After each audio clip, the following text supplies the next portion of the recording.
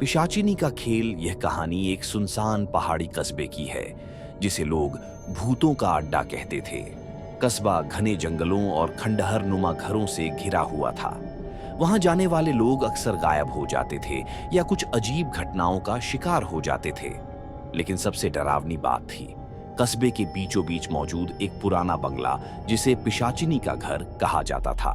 रवि, निशा, आदित्य और पायल ने किसी की बात न मानते हुए उस बंगले में रात बिताने का फैसला किया।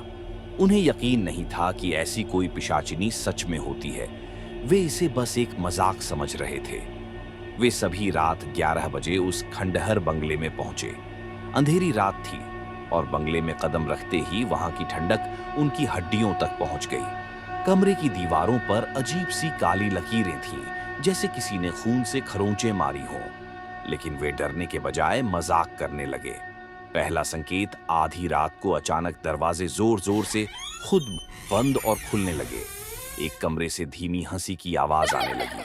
निशा ने जैसे ही उस कमरे की ओर देखा, एक सफेद साड़ी पहने महिला की परछाई दिखाई दी। वह एक कोने में खड़ी थी, लेकिन उसका चेहरा नहीं दिख रहा था।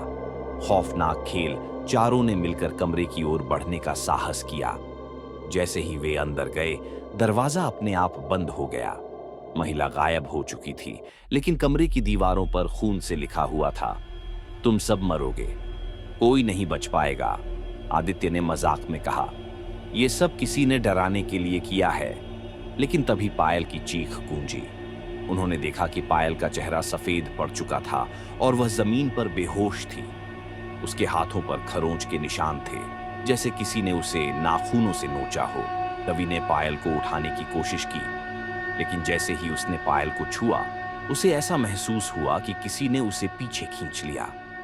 कमरे में अचानक ठंड इतनी बढ़ गई कि सांस लेना मुश्किल हो गया और तभी एक डरावनी आवाज गूंजी, मुझे कोई नहीं रोक सकता, अब तुम सब मेरे हो।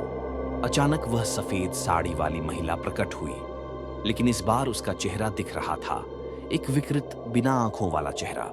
उसका मुंह इतना बड़ा था कि मानो वह सबको निगल जाएगी।